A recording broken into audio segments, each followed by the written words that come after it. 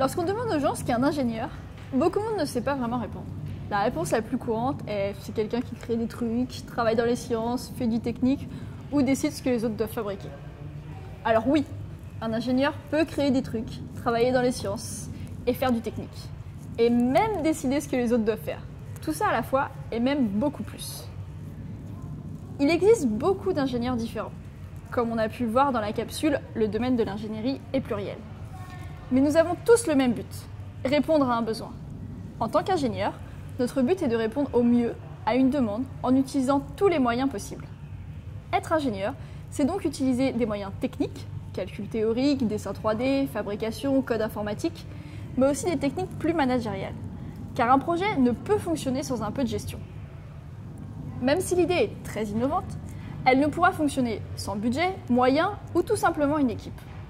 Un ingénieur doit donc aussi considérer les aspects extérieurs pour pouvoir mettre en place la meilleure réponse à son besoin. Nous devons donc comprendre ce qui nous est demandé, trouver une solution technique qui répond au mieux en s'appuyant sur l'environnement et les moyens mis à notre disposition. Par exemple, un ingénieur informatique ne doit pas seulement écrire son bout de code dans son coin, il doit avoir le tableau dans son ensemble, pour que les différents morceaux de code puissent former un programme complet et cohérent. Si tout le monde écrit dans un langage différent, le code général ne fonctionnera pas. Prenons le club ingénierie du collège du Mont-Saint-Jean à Antibes, avec lequel j'ai travaillé cette année. Nous voulions faire une main robotisée qui simule le doigté d'un pianiste. Mais avec Pierre, le professeur, nous avons choisi d'adopter et de modéliser une vraie démarche d'ingénieur pour tout le projet. Nous avons donc décidé de laisser les élèves être l'équipe d'ingénieurs. J'étais, en tant que mentor du projet, le chef de projet et le professeur était quant à lui le client. Le client a donné son besoin, lui fournir une main robotisée qui simule le doigté d'un pianiste d'ici la fin de l'année scolaire. C'était un besoin très challengeant et les idées ont immédiatement fusé. Utiliser des commandes vocales pour lui dire quoi jouer, avoir un toucher très doux sur les touches, ou doux selon la musique, recouvrir les doigts d'un matériau simulant la peau humaine, plein de très bonnes idées, mais difficilement réalistes en si peu de temps. Nous avons alors voulu les faire réfléchir comme des ingénieurs, en s'adaptant aux moyens et à l'environnement. Nous avons commencé par redéfinir le besoin réel du client, la date du rendu et le budget que le client nous accordait. Cela tous ensemble afin de leur expliquer qu'un ingénieur ne doit pas juste penser en termes de solutions techniques, mais il doit être réaliste. Ils ont ensuite fait des recherches sur ce qui existait déjà et ce qui pourrait être intéressant de réutiliser, car nous avions très peu de temps sur l'année scolaire. De plus, un ingénieur ne travaille pas uniquement seul dans son coin, ils ont donc dû apprendre à écouter les idées des uns et des autres pour progresser plus vite. Le côté gestion n'a pas non plus été mis de côté, car nous avons essayé de mettre en place un budget à respecter et des comptes rendus réguliers, comme doit souvent le faire un ingénieur face à son client ou son supérieur. Nous avons même essayé de trouver du budget en dehors de l'entreprise, qui était ici l'école, en écrivant à un partenaire, l'entreprise du mentor, pour qu'il finance l'impression 3D des doigts de la main. Tout cela a été une très bonne expérience du vrai monde des projets, même si ce ne fut pas simple. Le terme ingénieur regroupe donc beaucoup d'actions différentes. De la gestion, de la mise en place de planning, de budget, d'une équipe, des recherches dans l'environnement de ce qui existe déjà et peut servir ou être adapté aux besoins, de l'écriture de rapports ou bien de présentation de comptes rendus à des clients. Et bien sûr, la recherche de solutions techniques. Je rejoins Clara sur sa définition d'un ingénieur. C'est une personne qui doit être polyvalente. Notre formation nous permet d'avoir un socle de connaissances très varié, de l'automatisation aux mathématiques élémentaires, mais aussi en design, et sur des sujets très actuels comme de l'éco-conception. Mais chaque ingénieur a son domaine d'application. Nous avons pu le voir avec Clara, elle est très axée sur un travail scientifique et très pointu. Alors que moi, je travaille moins en profondeur, mais sur des sujets plus variés. Nous avons une chose en commun, et qui, à mon avis, définit vraiment un ingénieur. Nous avons un objectif à atteindre avec des contraintes. Nous devons tout mettre en œuvre pour l'atteindre. Clara doit fabriquer des satellites extrêmement précis qui résistent à des conditions extrêmes. Et de mon côté, je dois produire des machines rapidement et économiquement.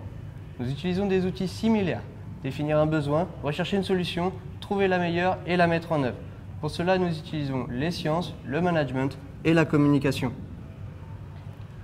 Dans mon cas, nous avions un super défi à réaliser avec la classe de CM1 dont j'étais le mentor, produire un crabe.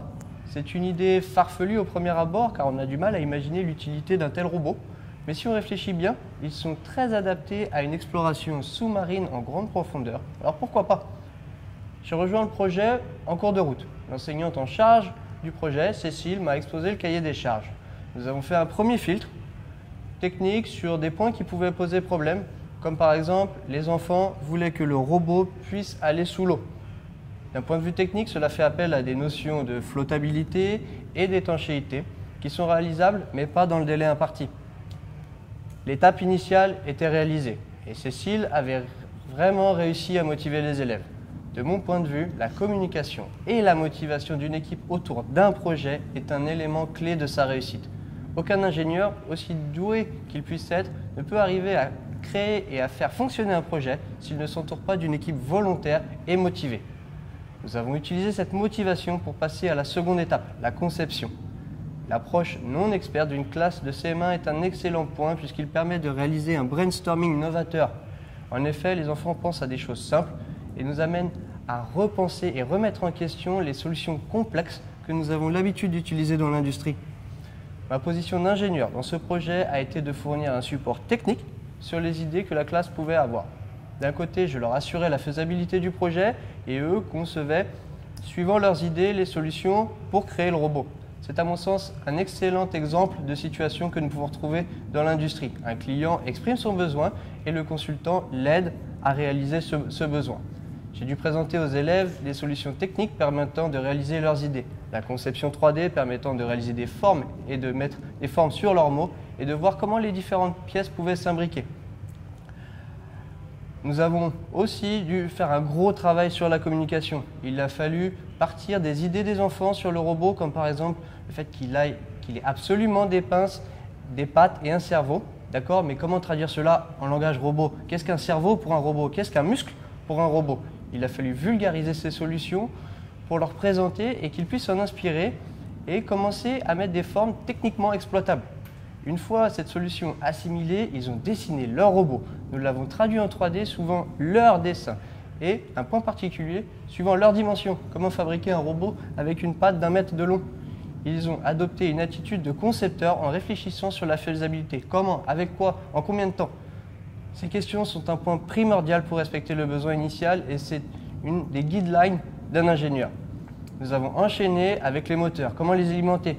Qu'est-ce que le courant ou une tension? Est-ce dangereux? Comment communiquer avec les moteurs? Qu'est-ce qu'un automate? Comment le programmer?